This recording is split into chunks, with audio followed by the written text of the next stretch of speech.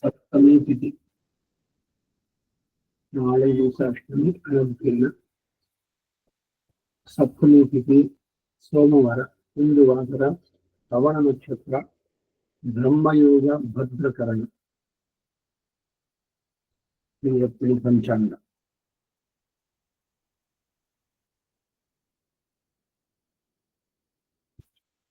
अस्मद्गुरुभ्यो नमः. हरिः ओम्. यश्छन्दसां वृषभो विश्वरूपः छन्दोऽव्योऽध्यमृतात् सम्भवो वा समेन्द्रो मेधया स्तोतु अमृतस्य देवधारणो भूयासं शरीरं मे विचर्षणम् जिह्वा मे मधुमत्तमा कर्णाभ्यां भूरिविष्टुवम् ब्रह्मणः कोशोऽसि मेधया विहितः श्रुतं मे गोपाय. तैत्तिरीय संहिता 3ನೇ ಕಾಂಡ 4ನೇ ಪ್ರಶ್ನೆ 4ನೇ ಅನುವಾಕ. चित्तञ्च चित्तिश्च कूतञ्च कूतिश्च विज्ञातञ्च विज्ञानञ्च मनश्च षट्वरीश्च दर्शश्च पौर्णमासश्च बृहच्च रथान्तरञ्च प्रजापतिर्जयानिन्द्राय वृष्णिं प्रायच्छदुग्रपृतनाज्येषु तस्मै विशः समनमन्तः सर्वाः स उग्रः स हव्यो बभूव देवासुरः संयत्त आसन् स इन्द्रः प्रजापतिमुपधावत्तस्मा एतान् जयान् प्रायच्छत्तान् जुहोत् ततो वै देव असुर अजयन् यदजयन्तज्जयानां जयत्वग्रस्पर्धमानेनैते होतव्या जयत्येव तां पृतनाम्.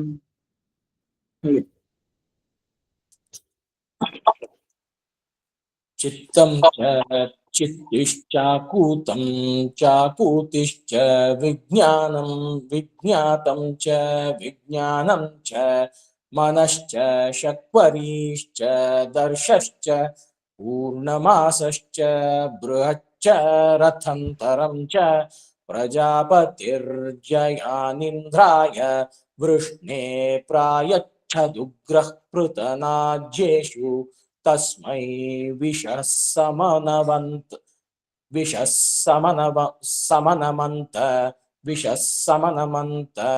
सर्वाः स उग्रः स हि हव्यो बभूव देवासुरा संयत्ता आसन् स इन्द्रः प्रजापतिमुपाधावत्तस्मा एतान् जयान् प्रायच्छत्ता न जुहोत्ततो वै देवा असुरा न जयन् यदजयन् तज्जयानां जयत्वग्रस्पर्धमानेनैते होतव्या जयत्येव तां पृतनाम्.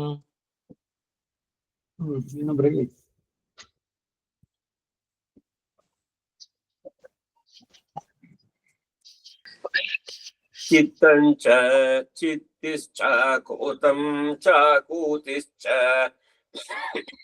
विज्ञातं च विज्ञानञ्च मनश्च षट्वरीश्च दर्शश्च पूर्णमासश्च बृहश्च रथान्तरञ्च प्रजापतिर्जयानिन्द्राय वृष्णे प्रायश्च दुग्रः पृतनाज्येषु तस्मै विशः समनमन्त सर्वाः स उग्रः स हि हव्यो बभूव देवासुरा संयत्ता आसन् स इन्द्र प्रजापतिमुपधावत्तस्मा एतान् जयान् प्रायश्चत्तान् जुहोत्ततो वै देवा असुरा न जयन् यदजयन्तज्जयानां जयत्वग्रस्पर्धमानेनैते होतव्या जयत्येव तां पृतनाम्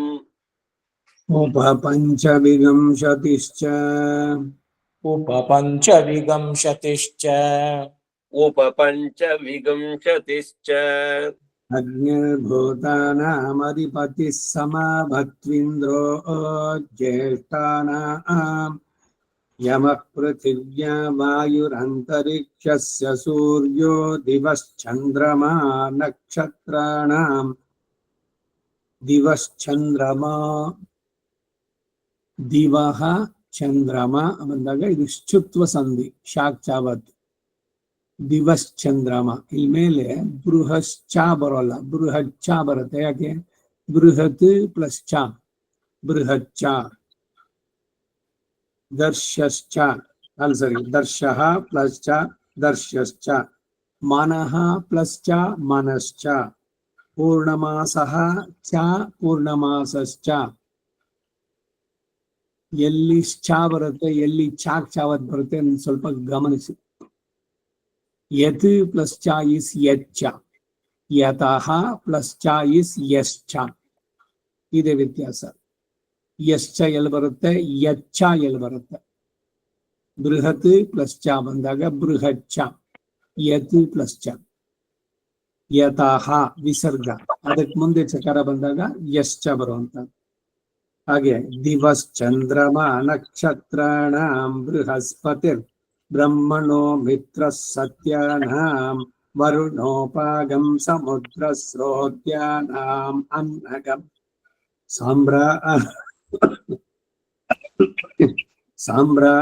ಸಾಮ್ರಾಜ್ಯಾನಾಮಧಿಪತಿ ತನ್ಮಾಮವತು ಸೋಮವೋಷಧೀನಾಗಂ ಸವಿತಾ ಪ್ರಸವಾನಾಗಂ रुद्रः पशूनां त्वष्टा गोपाणां विष्णुः पर्वतानां मरुतो गणानामधिपतयस्ते मावन्तु पितरः पितामहाः परे वरे तथास्ततामः इह मावता अग्निर्भूतानामधिपतिः समावत्विन्द्रो ज्येष्ठानां यमः पृथिव्या वायुरन्तरिक्षस्य सूर्यो दिवश्चन्द्रमा नक्षत्राणां बृहस्पतिर्ब्रह्मणो मित्रः सत्यानां वरुणोपागं समुद्रस्रोत्यानां मन्नगं साम्राज्यानामधिपति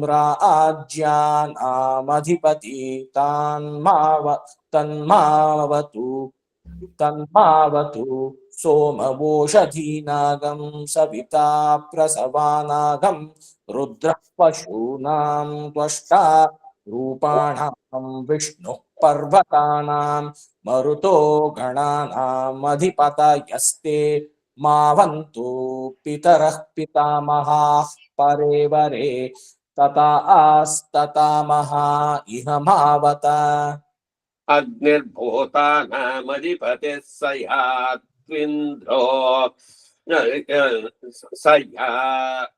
स यावत्विन्द्रो ज्येष्ठानां यमः पृथिव्या वायुरन्तरिक्षस्य सूर्यो दिवश्चन्द्रमा ಒಂದ್ ನಿಮಿಷ ಗುರುಗಳು ಏನು ಹೇಳ್ತಾ ಇದ್ದಾರೆ ಅಗ್ನಿರ್ಭೂತಾನಾಂ ಅಧಿಪತಿ ಸಮಾವತು ಅಂತಂದ್ರೆ ನೀನು ಇಲ್ಲಿ ನಿನ್ನ ಸಾನ್ನಿಧ್ಯವನ್ನು ಉಂಟು ಮಾಡು ಅಗ್ನಿರ್ಭೂತಾನಾಂ ಅಧಿಪತಿ ಸಮಾವತ್ವಿಂದ್ರೋ ಜ್ಯೇಷ್ಠಾನಾಂ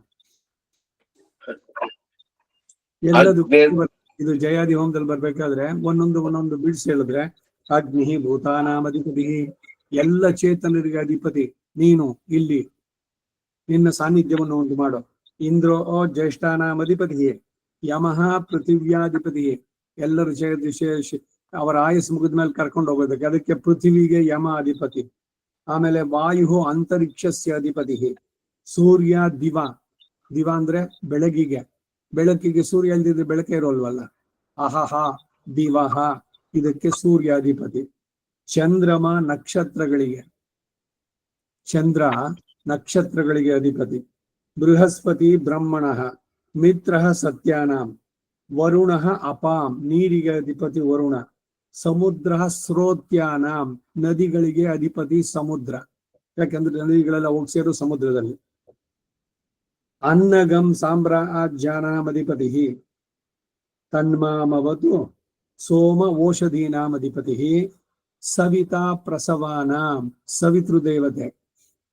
ಪ್ರಸವ ಅಂತಂದ್ರೆ ಡೆಲಿವರೀಸ್ ಆದಾಗ ಎಲ್ಲ ಚೇತನರಿಗೆ, ಪ್ರಾಣಿಗಳಿಗಾಗ್ಲಿ ಇದಕ್ಕಾಗ್ಲಿ ಈ ಸವಿತೃ ದೇವತೆಯ ಕೃಪೆ ಇದ್ರೆ ನಾರ್ಮಲ್ ಡೆಲಿವರೀಸ್ ಆಗುತ್ತೆ. ಸವಿತಾ ಪ್ರಸವಾನಾಂ.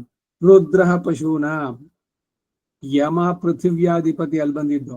ರುದ್ರ ಅವನು ಕ್ಷೇಮವನ್ನು ಉಂಟು ಮಾಡುವನು, ಆಶುತೋಷ. ರುದ್ರ ಪಶೂನಾಂ. ತ್ವಷ್ಟ, ತ್ವಷ್ಟ್ರ ಅಂತ ಒಬ್ಬ ದೇವತೆ ಇದ್ದಾನೆ. ತ್ವಷ್ಟ್ರ ಅಥವಾ ತ್ವಷ್ಟ ಅಂತ ಇಲ್ಲಿ ಬರೋದು. ತ್ವಷ್ಟ ರೂಪಾಣ, ಯಾವ ಚೇತನಗಳಿಗೆ ಇಲ್ಲೊಂದು ಶರೀರ ಉಂಟಾಗತ್ತೋ ಅದರಲ್ಲಿ ಅವುಗಳಿಗೆ ಆ ರೂಪವನ್ನು ಕೊಡೋದು. ಈಗ ಯಾವುದೇ ಮನುಷ್ಯನೇ ಆಗ್ಲಿ ಅಥವಾ ಪ್ರಾಣಿಗಳಾಗ್ಲಿ ನೋಡಕ್ಕೆ ಚೆನ್ನಾಗಿದೆ ಅಂತ ಅನ್ಬೇಕಾದ್ರೆ ರೂಪ ಉಂಟಾಗಿದ್ದು ಅವನಿಂದ. ತ್ವಕ್, ಚರ್ಮಕ್ಕೆ ಇದಕ್ಕೆ ಸೇರುವಂತಹದ್ದು. ವಿಷ್ಣು ಪರ್ವತಾನ, ಇವನ್ನೆಲ್ಲ ಸಾಮಾನ್ಯವಾಗಿ ಬೆಟ್ಟಗಳು ಇದ್ರ ಮೇಲಲ್ಲಿ ಭಗವಂತ ಇರುವಂತವನು. ಈ ನರಸಿಂಹನ ದೇವಸ್ಥಾನಗಳು ಎಲ್ಲೆಲ್ಲಿ ನೋಡಿ ಸಾಮಾನ್ಯವಾಗಿ ತಿರುಪತಿ ಬೆಟ್ಟ, ತಿರುಮಾಲಿ ರಿಂಶೋಲೈ. ಮರುತೋ ಗಣಾನಾಂ ಅಧಿಪತಿ, ಇವರೆಲ್ಲ ಪಿತರಹ ಪಿತಾಮಹ, ಇವರೆಲ್ಲ ಎಲ್ಲರನ್ನೂ ಕೂಡ ಕರೆದು ಒಬ್ಬೊಬ್ಬರು ಕೂಡ ನಿಮ್ಮ ಸಾನ್ನಿಧ್ಯ ಇಲ್ಲಿ ಉಂಟಾಗಲಿ, ಆಮೇಲೆ ನಾವು ಕೊಡುವ ಹವಿಸ್ಸನ್ನ ಸ್ವೀಕಾರ ಮಾಡಿ, ನಮಗೆ ಯಾರು ದ್ವೇಷಿಗಳಿದ್ದಾರೋ ಅಥವಾ ಯಾರು ನಮ್ಮನ್ನ ದ್ವೇಷಿಸ್ತಾರೋ ಅವರನ್ನು ಕೂಡ ನೀವು ಅವರ ಇದನ್ನು ತಗೊಂಡು ನಮ್ಮನ್ನ ರಕ್ಷಿಸಿ ಅಂತ ಹೇಳುವಂತ ಹರಿಷಡ್ವರ್ಗಗಳು ಅವುಗಳಿಂದ.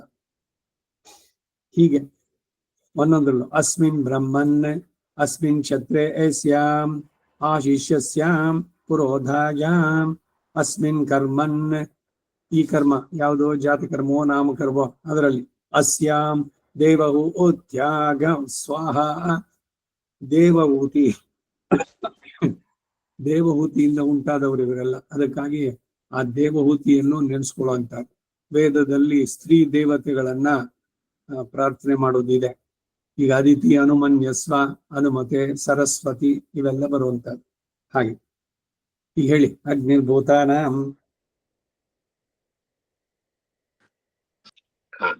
ಅಗ್ನಿರ್ಭೂತಾನಾಮಧಿಪತಿ ಸಮಾ ಅವತ್ವೀಂದ್ರೋ. ಅಗ್ನಿರ್ಭೂತಾನಾಮಧಿಪತಿ ಸಮಾವತ್ವೀಂದ್ರೋ ಜ್ಯೇಷ್ಠಾನಾಂ. ಸತೀಶ್, ಸಮಾವತ್ವಸ್ಮಿನ್, ಸಮಾವತು ಅಸ್ಮಿನ್ ತಾಕ್ ವಾವತ್ ಬರುತ್ತೆ. ಸಮಾವತ್ವಸ್ಮಿನ್. ಅಗ್ನಿರ್ಭೂತಾನಾಮಧಿಪತಿ ಸಮಾವತ್ವೀಂದ್ರೋ. ಅಗ್ನಿರ್ಭೂತಾನಾಮಧಿಪತಿ ಸಮಾವತ್ವೀಂದ್ರೋ. ತ್ವಸ್ಮಿನ್, ಸಮಾವತು ಪ್ಲಸ್ ಅಸ್ಮಿನ್ ಸಮಾವತ್ವಸ್ಮಿನ್. ಸಾ ಹಾಕೋಬೇಕಾಗಲ್ಲ. ಓಕೆ. ಅಗ್ನಿರ್ಭೂತಾನಾಮಧಿಪತಿ ಸಮಾವತ್ಸ್ವಿಂದ್ರೋ ಸಮಾವತ್ವಸ್ಮಿನ್. ತಾಕ್ ವಾವತ್ ಇದೆ ನೋಡಿ. ಸಮಾವತ್ವಸ್ಮಿನ್. ಸಮಾವತ್ವಿಂದ್ರ ತೀಗೆ ವಾವತ್ತೋ ಅಥವಾ ಸಾಗೆ?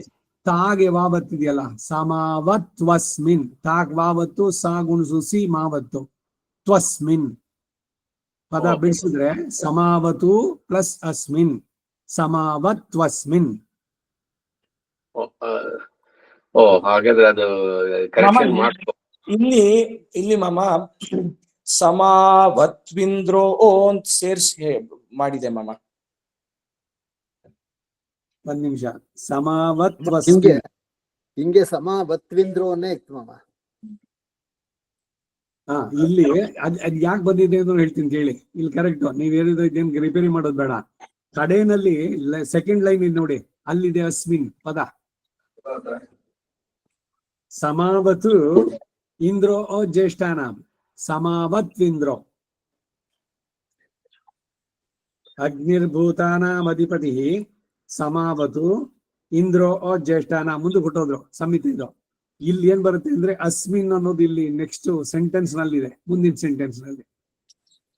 ಸೊ ಇಲ್ಲಿ ಇವಾಗ ಏನಿರ್ಬೇಕು? ಅಗ್ನಿರ್ಭೂತಾನ ಮಧಿಪತಿ ಸಮವತ್ವಿಂದ್ರೋ. ಹೇಳಿ ಈಗ ಸತೀಶ್. ಅಗ್ನಿರ್ಭೂತಾನಾಂ ಅಧಿಪತಿ ಸಮವತ್ವಿಂದ್ರೋ. ಹೇಳಿ ಕರೆಕ್ಟ್ ಹೇಳಿ. ಜ್ಯೇಷ್ಠಾನಾಂ ಯಮ ಪೃಥಿವ್ಯಾ ವಾಯುರಂತರಿಕ್ಷಸ್ಯ ಸೂರ್ಯೋ ದಿವಶ್ಚಂದ್ರಮಾ ನಕ್ಷತ್ರಾಣಾಂ ಬೃಹಸ್ಪತಿರ್ಬ್ರಹ್ಮಣೋ ಮಿತ್ರ ಸತ್ಯಾನಾಂ ವರುಣೋಪಾಗಂ ಸಮುದ್ರಸ್ರೋತ್ಯಾನಾಮನ್ನಗಂ ಸಾಮ್ರಾಜ್ಯಾನಾಮಧಿಪತಿ ತನ್ಮಾವದು ಸೋಮಭೋಷಧೀನಾಗಂ ಸವಿತಾ ಪ್ರಸವಾನಾಗಂ ರುದ್ರ ಪಶೂನಾಂ ತ್ವಷ್ಟಾ ರೂಪಾಣಾಂ ವಿಷ್ಣು ಪರ್ವತಾನಾಂ ಮರುತೋ ಗಣಾನಾಮಧಿಪತಯಸ್ತೆ ವರುಣಾನಾಮಧಿಪತಯಸ್ತೆ ಮಾ ವಂತು ಪಿತರ ಪಿತಾಮಹ ಪರೇ ವರೇ ತಥಾ ಆಸ್ತತಾಮಹ ಇಹ ಮಾವತ.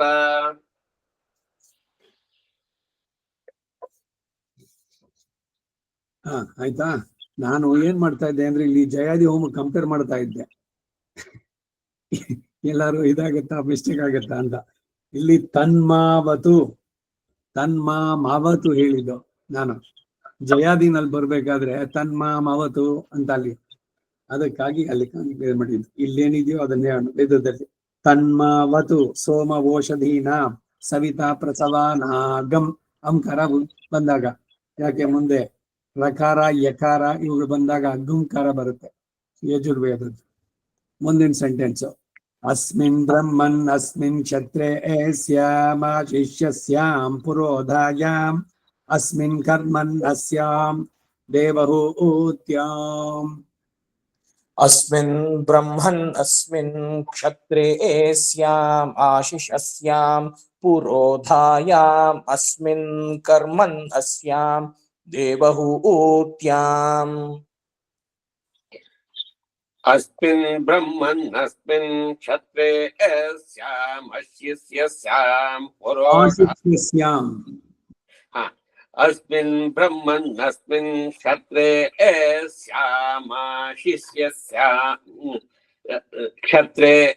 स्यामाशिष्यस्याम् पुरोधायामस्मिन् कर्मणस्याम् देवहूत्याम्. हरे सप्तदश च मम आरे मम अवरे अंतिदे मम ಅವರೇ ಕರೆಕ್ಟ್. ಅವರೇ ಸಪ್ತದಶ ಚ. ಅವರೇ ಸಪ್ತದಶ ಚ. ಅವರೇ ಸಪ್ತದಶ ಚ.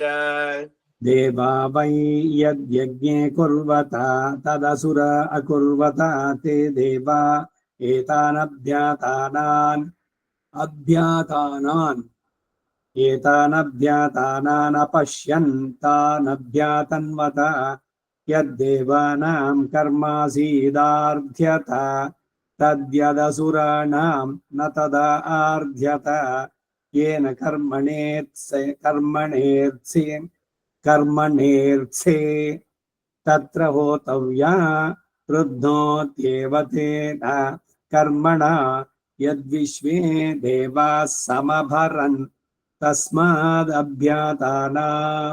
ವೈಶ್ವದೇವಾ ಯತ್ ಪ್ರಜಾಪತಿರ್ಜಯಾನ್ ಪ್ರಾಯಚ್ಛತ್ತಸ್ಮಾಜ್ಜಯಾ ಪ್ರಾಜಾಪತ್ಯಾ ಯದ್ರಾಷ್ಟ್ರಭೃದ್ಭಿರಾಷ್ಟ್ರಮದಧತ ತದ್ರಾಷ್ಟ್ರಭೃತಾಗಂ ರಾಷ್ಟ್ರಭೃತ್ವಂ ತೇ ದೇವ ಅಭ್ಯಾತಾನೈರಸುರಾನಭ್ಯಾತನ್ವತ ಜಯೈರಜಯನ್ ರಾಷ್ಟ್ರಬುದ್ಧಿ ರಾಷ್ಟ್ರಮದಧತ ಯದ್ದೇವ ಅಭ್ಯಾತಾನೈರಸುರಾನ್ ಅಭ್ಯಾತನ್ವತ ತದಭ್ಯಾತಾನಾನಾಂ ಅಭ್ಯಾತಾನತ್ವಂ ಯಜ್ಜಯೈರಜಯನ್ ತಜ್ಜಯಾನಾಂ ಜಯತ್ವಂ.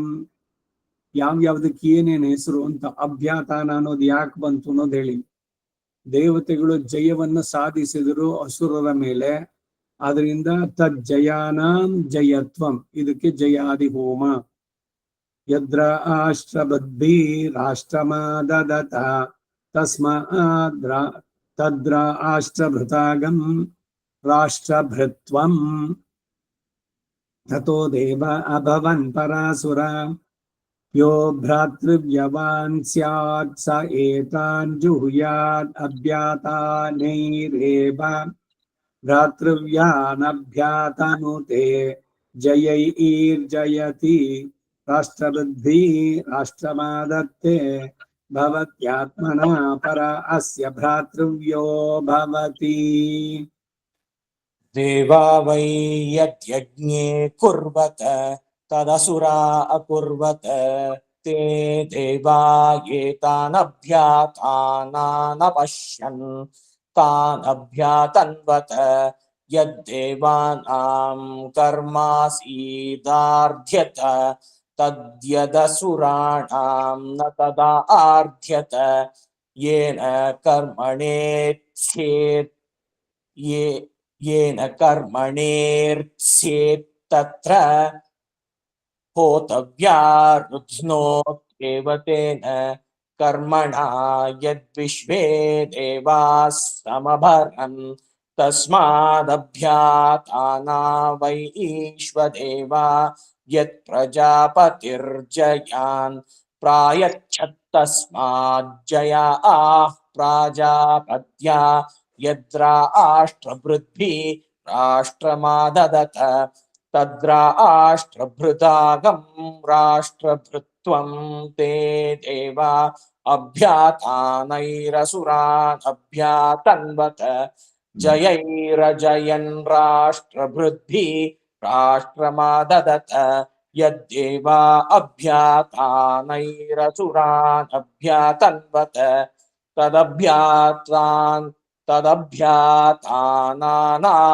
ತದಭ್ಯಾತಾನಾಮಭ್ಯಾತಾನತ್ವಂ ಯಜ್ಜಯೈರಜಯನ್ ತಜ್ಜಯಾನಾಂ ಜಯತ್ವಂ ಯದ್ರ ಆಷ್ಟ್ರಭೃದ್ಭಿ ರಾಷ್ಟ್ರಮಾದದತ ತದ್ರ ಆಷ್ಟ್ರಭೃತಾಗಂ ರಾಷ್ಟ್ರಭೃತ್ವಂ ತಥೋ ದೇವಾ ಅಭವನ್ ಪರಾಸುರಾ ಯೋ ಭ್ರಾತೃವ್ಯೈವಾತ್ ಸ್ಯಾತ್ ಸ ಏತಾನ್ ಜುಹುಯಾದಭ್ಯಾತಾನೈರೇವ ಭ್ರಾತೃವ್ಯಾನ್ ಅಭ್ಯಾತನೂತೆ ಜಯೈರ್ಜಯತಿ ರಾಷ್ಟ್ರಭೃದ್ಭಿ ರಾಷ್ಟ್ರಮಾದತ್ತೆ ಭವತ್ಯಾತ್ಮನಾ ಪರಾ ಅಸ್ಯ ಭ್ರಾತೃವ್ಯೋ ಭವತಿ. ದೇವಾ ವೈ ಯಜ್ಞೆ ಕುರ್ವತ ತದಸುರಾ ಅಕುರ್ವತ ತೇ ದೇವಾ ಏತಾನಭ್ಯಾತಾನಾನ್ ಪಶ್ಯನ್ ತಾನಭ್ಯಾತನ್ವತ ಯದ್ದೇವಾನಾಂ ಕರ್ಮಾಸೀದಾರ್ಧ್ಯತ ತದ್ಯದಸುರಾಣಾಂ ನ ತದಾ ಆರ್ಧ್ಯತ ಯೇನ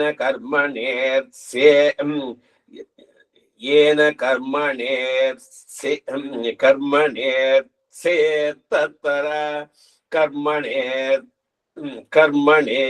ಕರ್ಮಣೇರ್ಸೇತ್ತತ್ರ ಹೋತವ್ಯ ಯಜ್ಞೋತ್ಯೇವ ತೇನ ಕರ್ಮಣ ರಕಾರ ಅದು ರುದ್ನೋತ್ಯೇವ.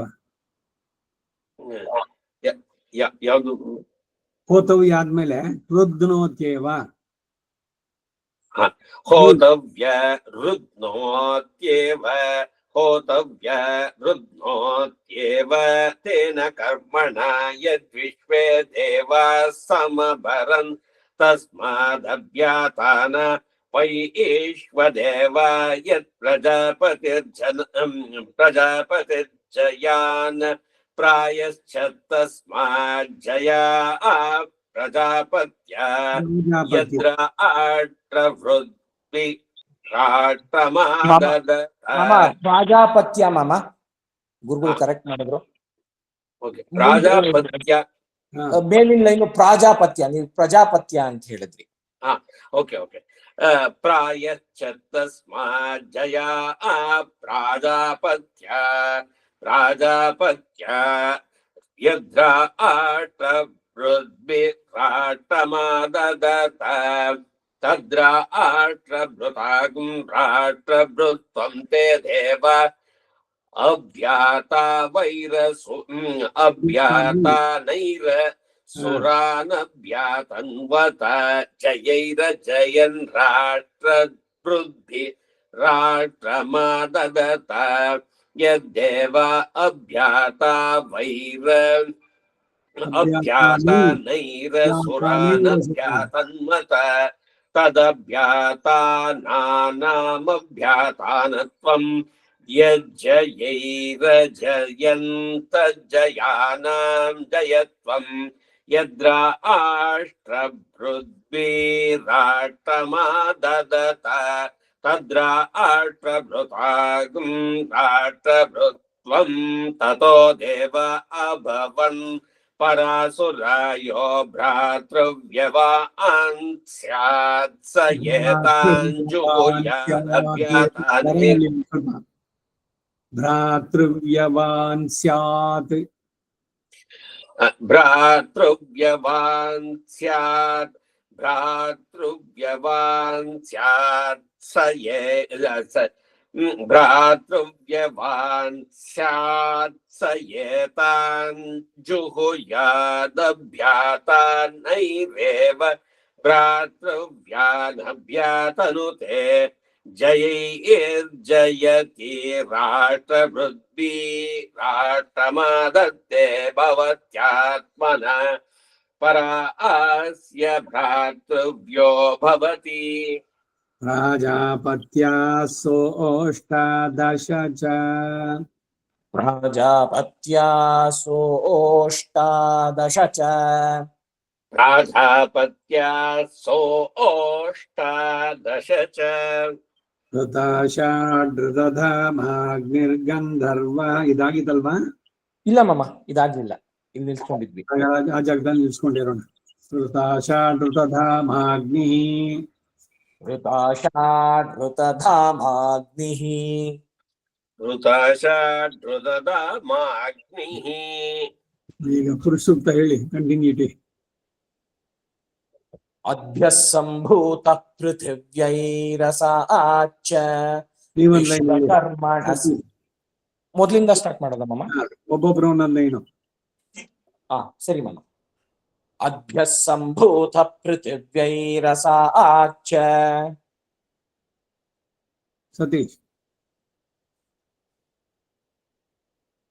ಸತೀಶ್ ಮಾಮ ಮ್ಯೂಟ್ ಅಲ್ಲಿ ಇದ್ದೀರಾ? Next line. ಓಕೆ.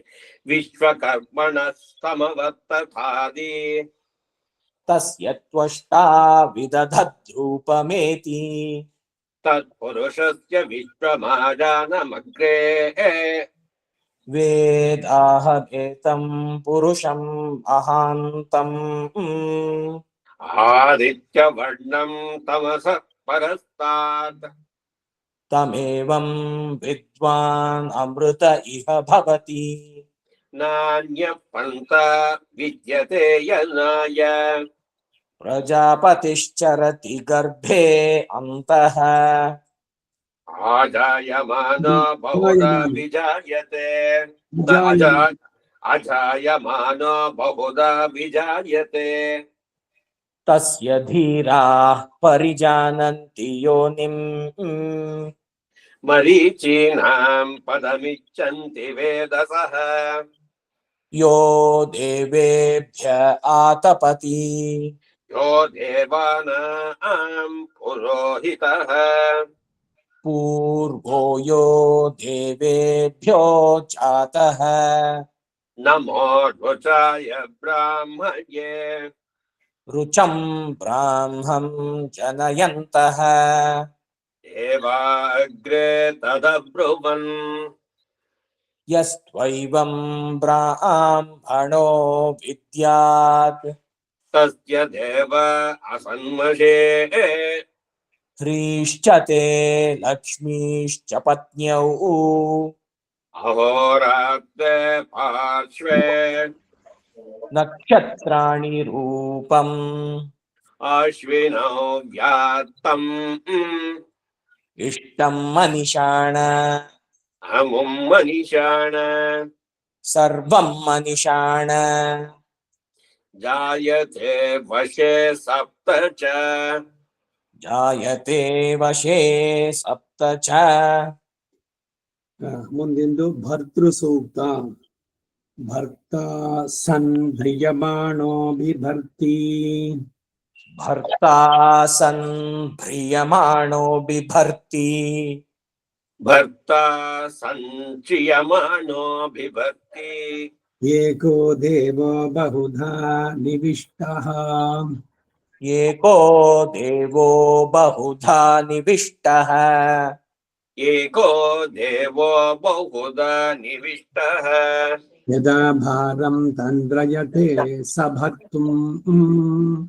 यदा भारं तन्द्रयते स भर्तुम् यदा भारं तन्द्रयते सवर्तुम् ನಿಧಾಯ ಭಾರಂ ಪುನರಸ್ತಮೇತಿ. निधाय भारं पुनरस्तमेति निधाय भारं पुनरस्तमेति ತಮೇವ ಮೃತ್ಯುಮಮೃತಂ ತಮಾಹುಃ. तमेव मृत्युममृतं तमाहुः तमेव मृत्युममृतं तमाहुः तं ಭರ್ತಾರಂ ತಮುಭೋಕ್ತಾರಮಾಹುಃ.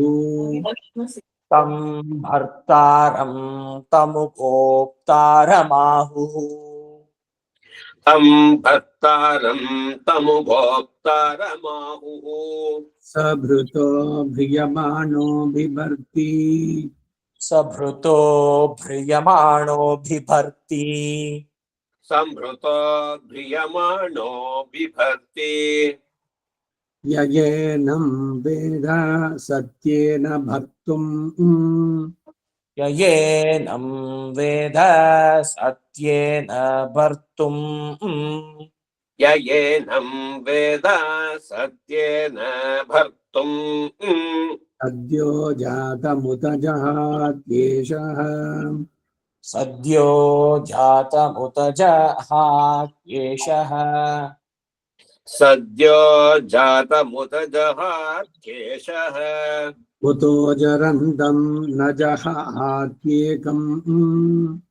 उतो जरन्तं न जहात्येकम् उतो जरन्तं न जहात्येकम् उतो बहूनेकमहर्जहार.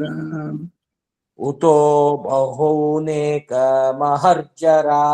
महर्जहार उतो बहुनेकमहर्जहार अतन्द्रो देवः सधमेव प्रार्थः. अतन्द्रो देवः सदमेव प्रार्थः अतन्द्रो देवः सदमेव प्रार्थः यस्तद्वेदयत बभूव. यस्तद्वेद यत आबभूव यस्तद्वेद यत आबभूव सन्धाञ्च यागं सन्धदे ब्रह्मणैषः. सन्धां च यागं सन्धधे ब्रह्मणैषः सन्धाञ्च यागं सन्दधे ब्रह्मणैषः रमते तस्मिन् उत जीर्णेशयाने. रमते तस्मिन् उत जीर्णे शयाने रमते तस्मिन् नुत जीर्णे शयाने नैनं जहात्यः सुपूर्व्येषु. नैनं जहात्यहस्सु नैनं जहात्यहस्सु पूर्ष्वेषु नैनं जात्यहस्सु पूर्वेषु त्वामापो अनुसर्वाश्चरन्ति जानतीः.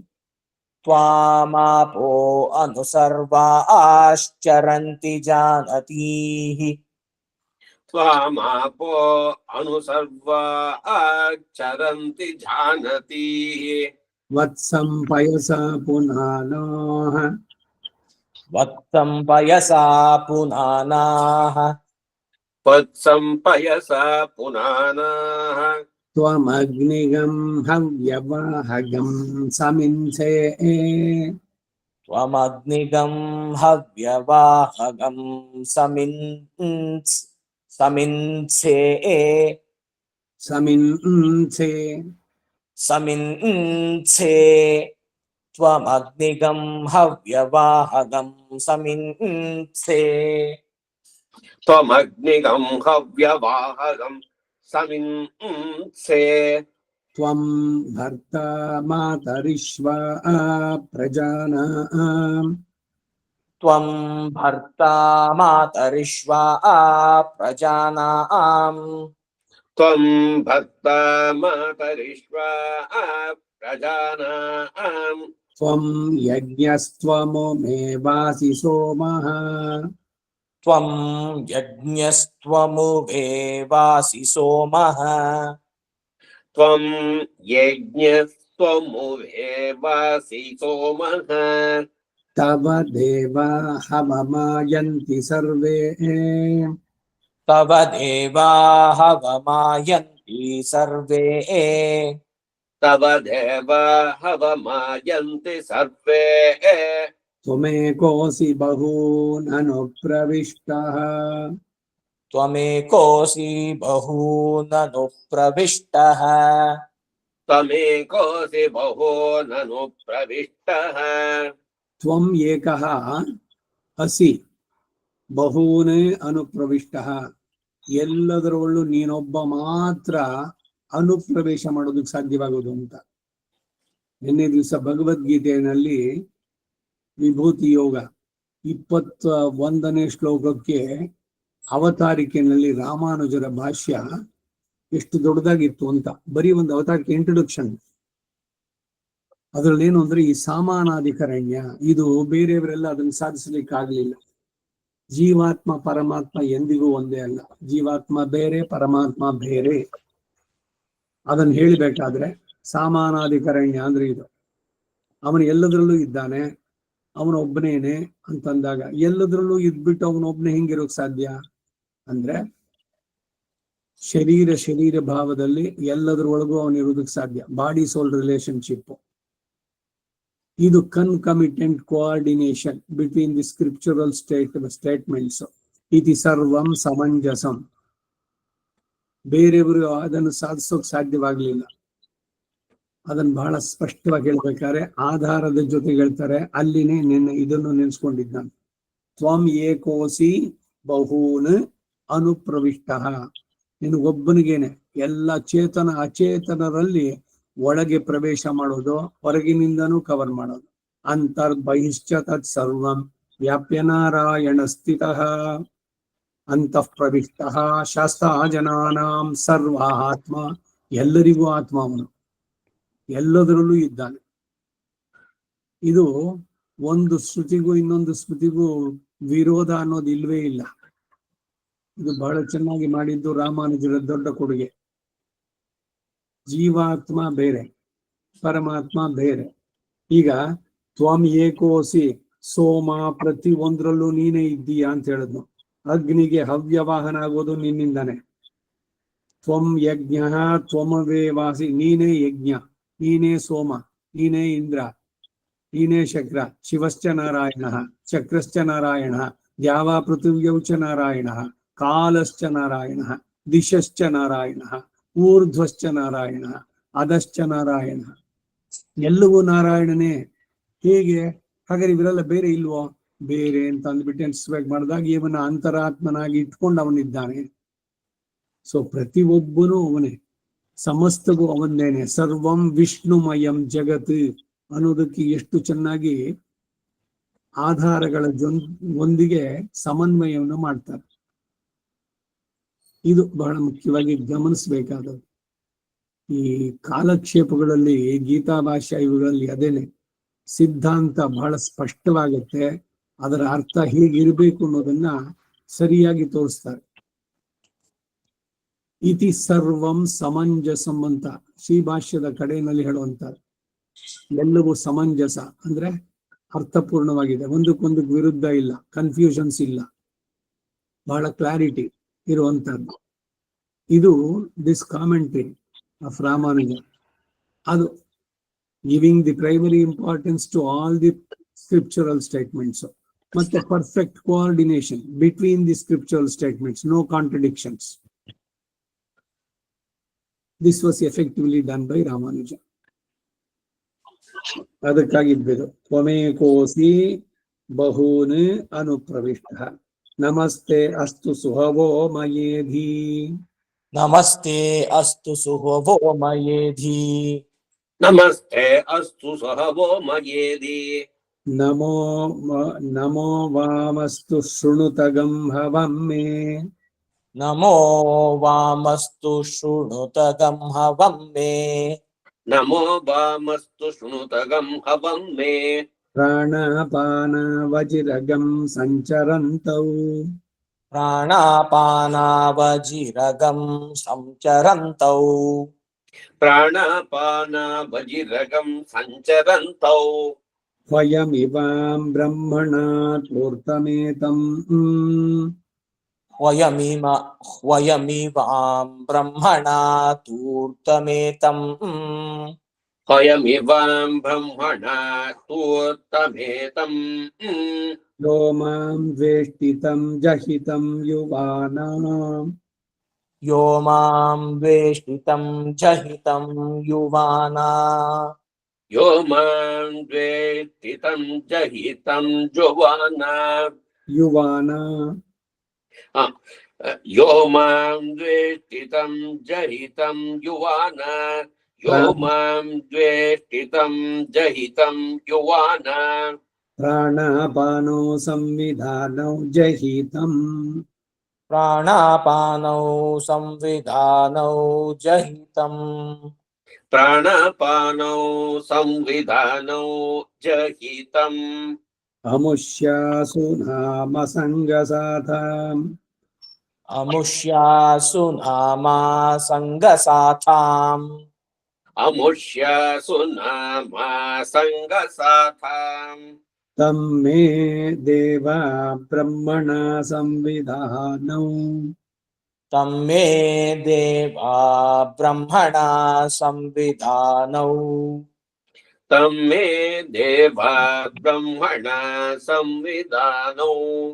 ಈ ಭಗವದ್ಗೀತೆನಲ್ಲಿ 11ನೇ ಅಧ್ಯಾಯ ವಿಶ್ವರೂಪ, ಅದರಲ್ಲಿ ಅರ್ಜುನ ನೋಡಿದ್ದೇನನ್ನ ಅವನ ವಿರಾಟ್ ಸ್ವರೂಪದಲ್ಲಿ ಅಂದ್ರೆ ಒಂದ್ ಕಡೆ ಅವನಿಂದನೇ ಎಲ್ಲ ಉಂಟಾಗ್ತಾ ಇದ್ದು, ಅವನ ಬಾಯಿಂದ ಎಲ್ಲ ಬರ್ತಿದ್ರು.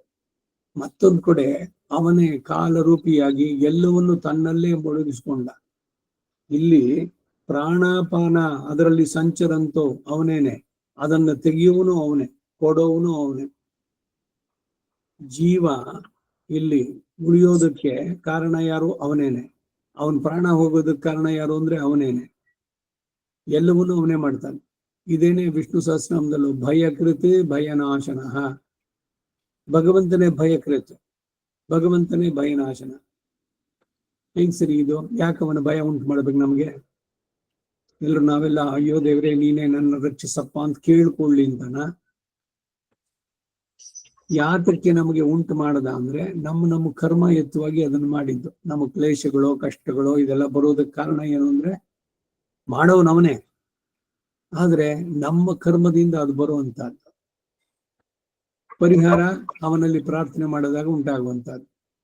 ಭಯಕೃತ್ ಭಯನಾಶನ. ಬಂಧನವ ಕೊಡುವನೇ ಶ್ರೀನಿವಾಸ. ಬಂಧನ ಬಿಡಿಸುವನು ಶ್ರೀನಿವಾಸ.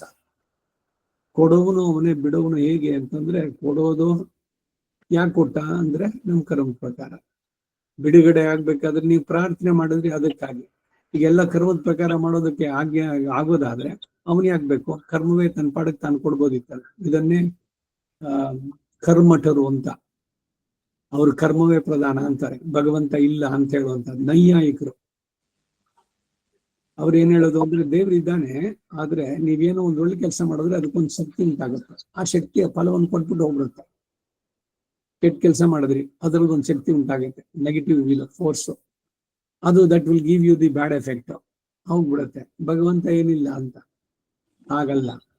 ಮತ್ತೆ ಇವನು ಭಗವಂತ ನಾನೇ ಎಲ್ಲವನ್ನೂ ಮಾಡ್ತೀನಿ, ಅದ್ರ ಕಾರಣ ನಾನಲ್ಲ ಅಂತ ಹೇಳಲ್ಲ. ಕಾರಣ ಹಾಗಾದ್ರೆ ಯಾರು? ನಾವು ಮಾಡಿದ ಕರ್ಮ. ಮತ್ತೆ ಕರ್ಮದ ಪ್ರಕಾರ ಆಗೋದಾದ್ರೆ ನಾನು ಒಳ್ಳೆ ಕೆಲಸ ಮಾಡಿದ್ರೆ ನಾನು ಏನ್ ಬೇಕಾದ್ರೂ ಈ ಜನ್ಮದಲ್ಲಿ ಏನ್ ಅನುಭವಿಸ್ತೀನೋ ಅದಕ್ಕೆಲ್ಲ ನನ್ನ ಪೂರ್ವದ ಕರ್ಮಗಳೇ ಕಾರಣವಾದ್ರೆ ಭಗವಂತ ಯಾಕ್ಬೇಕು? Because everything is according to the karma phala. ಕರ್ಮ ಅನ್ನೋದು ತಾನಾಗೆ ಫಲ ಕೊಡುತ್ತಾ? ಕರ್ಮಕ್ಕೆ ಅಧ್ಯಕ್ಷನಾಗಿ ಭಗವಂತ ಇದ್ದಾನೆ. ಈಗ ಕರ್ಮದ ಫಲ ಏನೋ ಇದೆಯೋ, ಸುಖವೋ ದುಃಖವೋ, ನೀವು ಅವನಲ್ಲಿ ಪ್ರಾರ್ಥನೆ ಮಾಡಿದ್ರೆ he can change it, because he is karmadhyaksha. ಕರ್ಮ ತಾನೇ ಏನು ಕೊಡಲ್ಲ. ಕರ್ಮ ಇಟ್ ಇಸ್ ಇನ್ ಇನರ್ಟ್. ಅದು ದೇವತೆನೂ ಅಲ್ಲ, ದೆವ್ವೂ ಅಲ್ಲ. ನಾವು ಮಾಡಿದ ಆಕ್ಷನ್ಸ್ಗೆ ರಿಸಲ್ಟ್ ಕೊಡುವಂತವನು ಅವನು ಕರ್ಮಾಧ್ಯಕ್ಷ. And he can change the karma ಫಲವನ್ನು ಬದಲಾಯಿಸೋದಕ್ಕೆ ಶಕ್ತಿ ಅವನಿಗಿದೆ. ಯಾಕೆಂದ್ರೆ ಅವನಿಗಿಂತ ಅಧಿಕಾರಿ ಇಲ್ಲ. ಹಾಗಂತ ನಿಮ್ಮ ಮನಸ್ಸಿಗೆ ಬಂದಂಗೆ ಏನೇನೋ ಮಾಡಲ್ಲ. ಈಗ ನಿಮ್ಮ ಕರ್ಮದ ಪ್ರಕಾರ ನೀವೇನೋ ಕಷ್ಟ ಅನುಭವಿಸ್ಬೇಕಾಗಿರುತ್ತೆ. ಆದ್ರೆ ನೀವು ವಿವೇಕದಿಂದ ಏನೋ ಆಚಾರ್ಯರು ಇವರು ಹೇಳಿದ್ರು ಕೇಳಿ, ದೇವರೇ ನಾನು ಜನ್ಮಾಂತರದಲ್ಲಿ ಮಾಡಿದಂತ ಎಲ್ಲ ಕರ್ಮಗಳನ್ನ ನೀನು ಪರಿಹರಿಸು.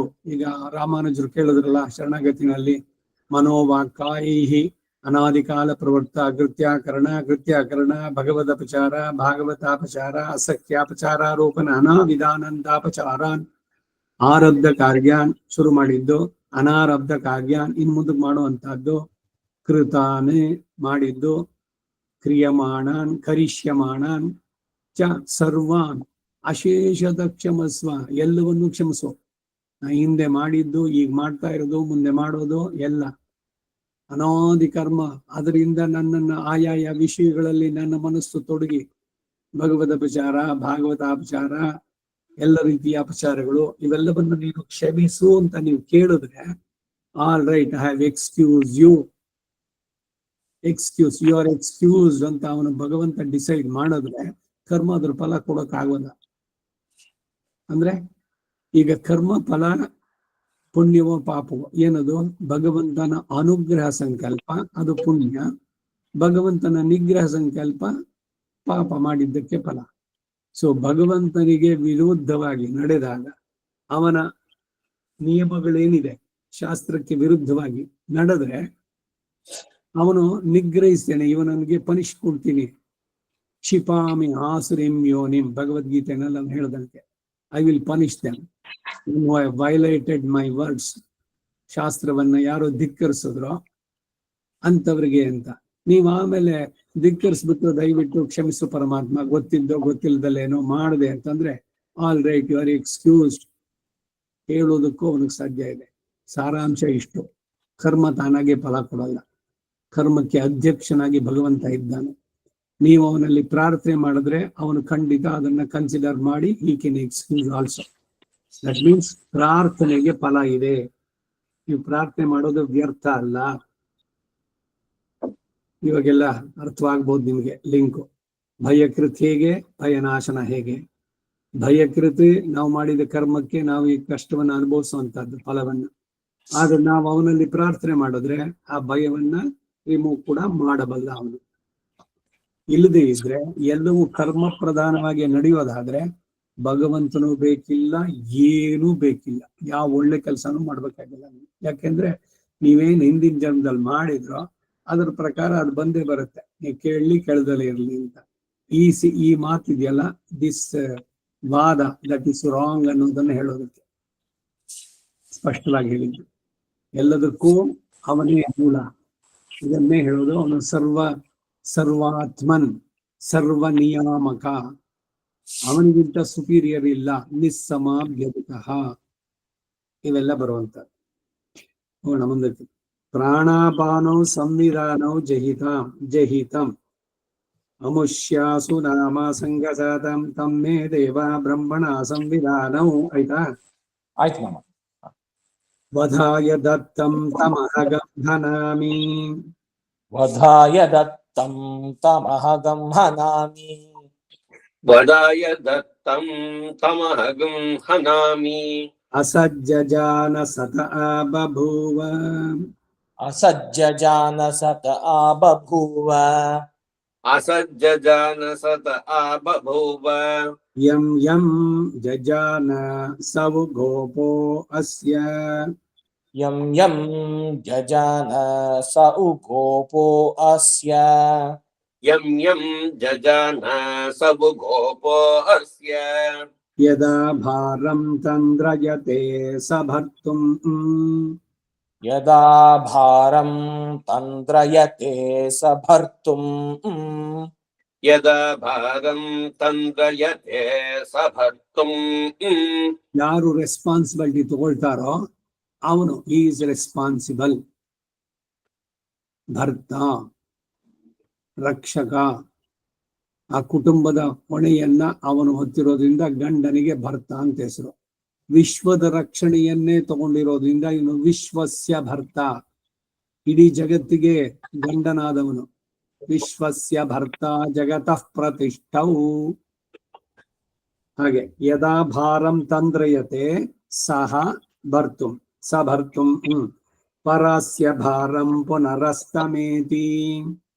परास्य भारं पुनरस्तमेति परास्य भारं पुनरस्तमेति तद्वै त्वं प्राणो अभवः तद्वै त्वं प्राणो अभवः तद्वै त्वं प्राणो अभवः महान् भोग प्रजापतेः महान् भोगः प्रजापतेः महान् भोग प्रजापतेः भुजः करिष्यमाणः भुजः करिष्यमाणः भुजः करिष्यमाणः यद्देवान् प्राणयो न वा यद्देवान् प्राणयो न वा यद्देवान् प्राणयो न वा एकं प्रजानाङ्गसाथां न वा एकं प्रजानां गसाथां न वा एकं प्रजानां गसाथां न वा हरिगं हरन्तमनुयन्ति देवाः हरिगं हरन्तमनुयन्ति देवाः हरिगं हरन्तमनुयन्ति देवाः विश्वस्येशानं वृषभं मतीनाम् विश्वस्येशानं वृषभं मतीनां विश्वस्येशानं वृषभं मतीनां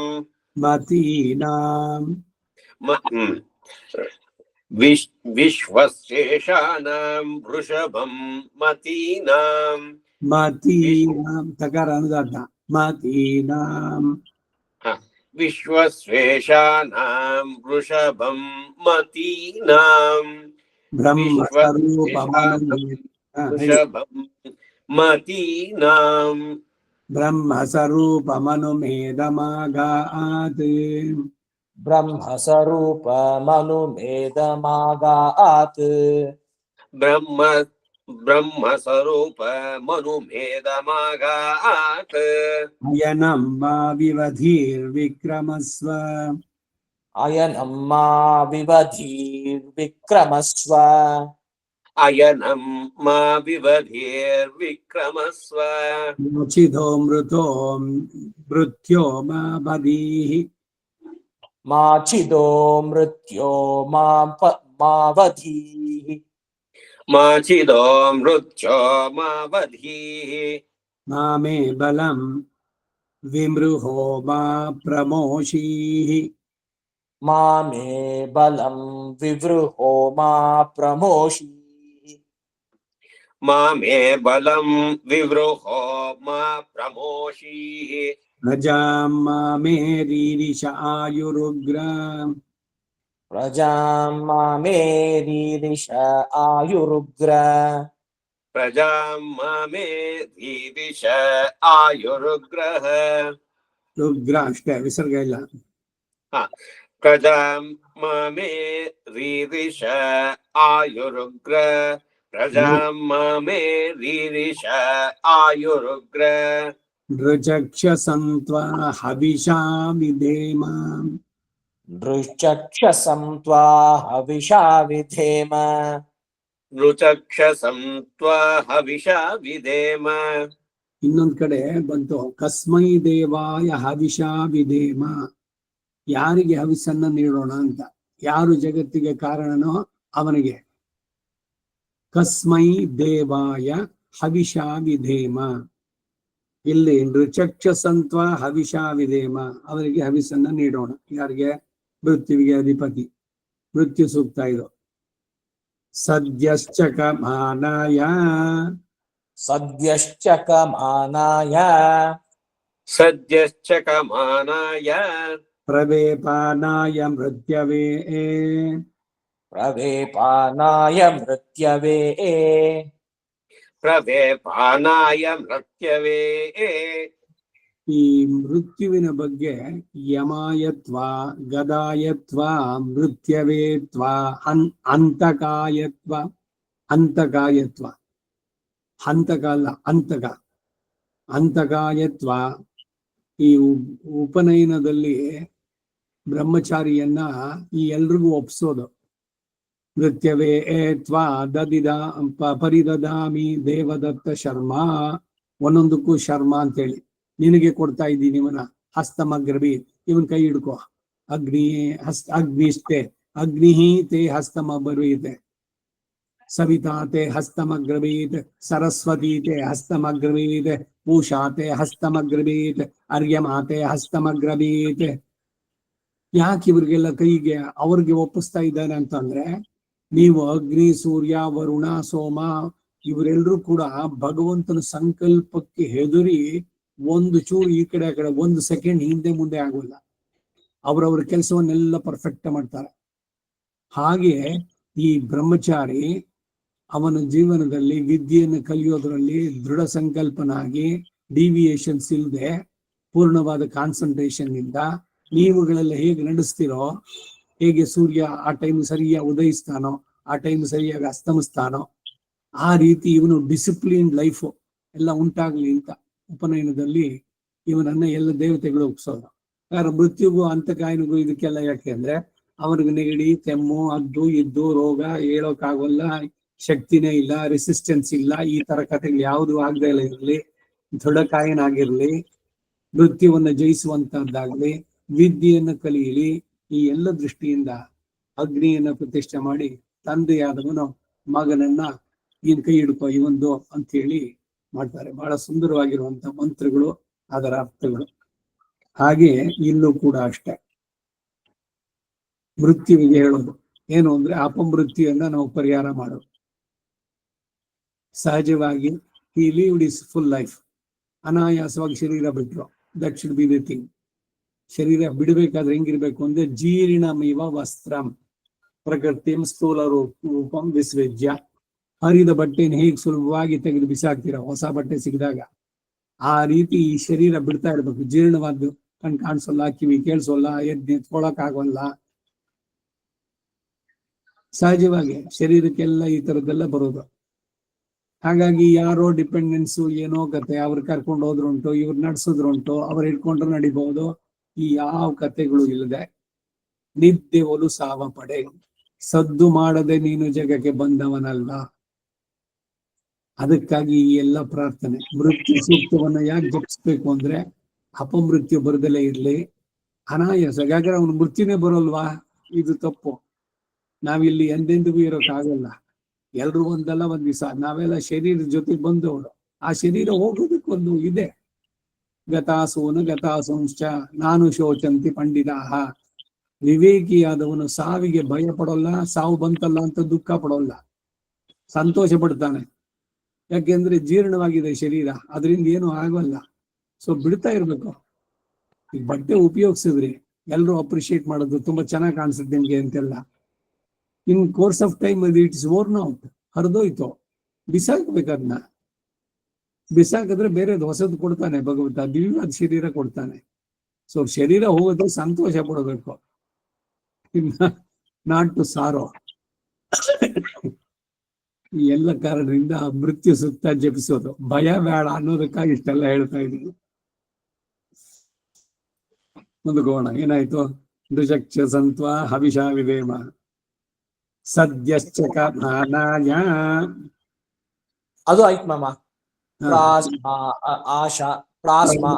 ಆಶಾ ಅಶೃಣ್ವನ್ प्रास्मा आशा अशृण्वन् आस्मा आशा अशृण्वन् कामेन जनयन् पुनः कामेन जनयन् पुनः कामेन जनयन् पुनः ಡಿಸೈರು ದಟ್ ಮೇಕ್ಸ್ ಮತ್ತೊಂದು ಸಲ ಇಲ್ಲೂ ಹುಟ್ಟಬೇಕು ಅಂತ. ಕಾಮೇನ ಜನಯತೆ ಪುನಃ, ಇನ್ನೊಂದು ಜನ್ಮ ನನಗ್ ಬೇಕು, ಎಲ್ಲೋ ದುಬೈನಲ್ಲಿ ಹುಟ್ಟಬೇಕು, ಅಲ್ಲೊಬ್ಬ ಅವನ್ ಶೇಟ್ ಇದಾನಲ್ಲ ಶೇಖು, ಅವನ್ ತರ ಇರ್ಬೇಕು, ಮನೆಯಲ್ಲೆಲ್ಲ ಚಿನ್ನದ ದುಡ್ಡನ್ನ ಟ್ಯಾಪ್ಗಳೆಲ್ಲ ನಲ್ಲಿದು ಗೋಲ್ಡನ್ ಎಲ್ಲ, ವೆಹಿಕಲ್ಲು ಗೋಲ್ಡ್ ಪ್ಲೇಟೆಡ್ ಎಲ್ಲ, ಅಲ್ಲ ಗೋಲ್ಡೇನೆ, ಗೋಲ್ಡ್ ತಗಡಿಂದಾನೆ ಮಾಡಿರೋದು. ಆ ವೈಭವ ಏನ್ ಚಿನ್ನದ್ದಾನೆ ಕಬ್ಬಣದ್ದಾದ್ರೇನೋ ತಗಡೇನೆ ವೆಹಿಕಲ್ಲು, ಅದ್ರಲ್ಲಿ ಮಾಡಿಸ್ಕೊಂಡು ಏನ್ ಸಿಗುತ್ತೆ? ಆದ್ರೂ ಬೈಕೆ ಏನು ಒಂದು ಎಷ್ಟ್ ಚೆನ್ನಾಗಿತ್ತು, ಎಷ್ಟ್ ದೊಡ್ಡ ಮನೆ, ಎಲ್ಲ ಬಾತ್ರೂಮ್ ನಲ್ಲಿ ಎಲ್ಲವೂ ಗೋಲ್ಡೇನೆ ಮಾಡಿರೋದು. ಅಂತದ್ ಬೈಬೇಕು ಅಂತ ನೀವು ಬಯಸಿದ್ರೆ ಅದು ನಿಮ್ಮ ಹುಟ್ಟಿಗೆ, ಮುಂದಿನ ಹುಟ್ಟಿಗೆ ಕಾರಣವಾಗುತ್ತೆ ಅಂತಾನೆ ಇಲ್ಲಿ. ಕಾಮೇನ ಅಜನಯತೆ ಪುನಃ, ಕಾಮೇನ ಮೇ ಕಾಮ ಆಗಾತ್, कामेन मे काम आगात्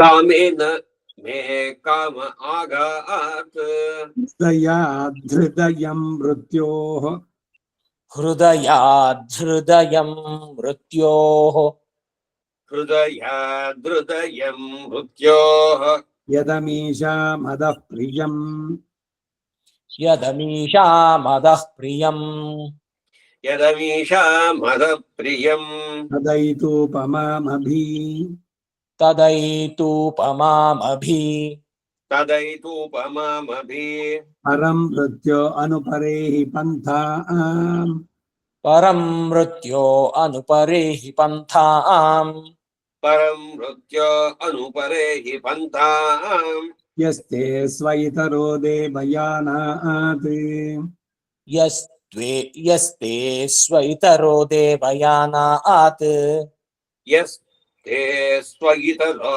देवयानात् चक्षुष्मते शृण्वते ते ब्रवीमि चक्षुष्मते शृण्वते ते ब्रवीमि चक्षुष्मते शृण्वते ते ब्रवीमि मानः प्रजागम्भीरिशोमोतवीरान् मानः प्रजागम्भीरिशोमोत वीरान् मानप्रजागम्भीरिशोमोत धीरान् प्रपूर्व्यं मनसा वन्दमानः प्रपूर्व्यं मनसा वन्दमानः प्रभोर्व्यं मनसा वन्दमानः नादमानो वृषभं चर्षणीनाम् नाधमानो वृषभं चर्षणीनाम् नाधमानो वृषभं च शणीनाम् यः प्रजानामे कर्मणामानुषीणाम् यः प्रजानामे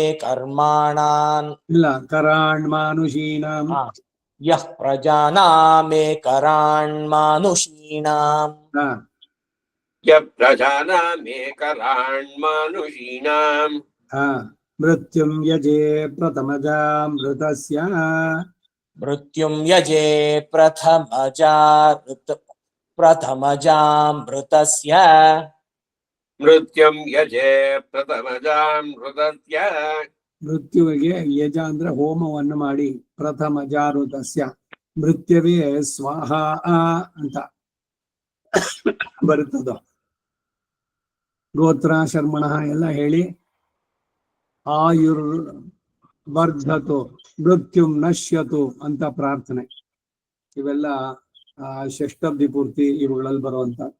ಮೃತ್ಯವೇ ವೀರಾಗಶ್ಚತ್ವಾರಿ ಚ मृत्यवे वीरागश्चत्वारि च मृत्यवे वीरागश्चत्वारि च धरणिर्विश्वदर्शतो ज्योतिष्कृदसि सूर्य तरणिर्विश्वदर्शतो ज्योतिष्कृदसि सूर्य तरणिर्विश्वदर्शतो ज्योतिष्कृधसि सूर्य नमो ब्रह्मणे धारणं मे अस्त्वनिराकरणं धारयिता भूयासं कर्णयो श्रुतं माच्योऽध्वं ममामुष्यवोम् हरिः ओम् श्रीकृष्णार्पणमस्तु।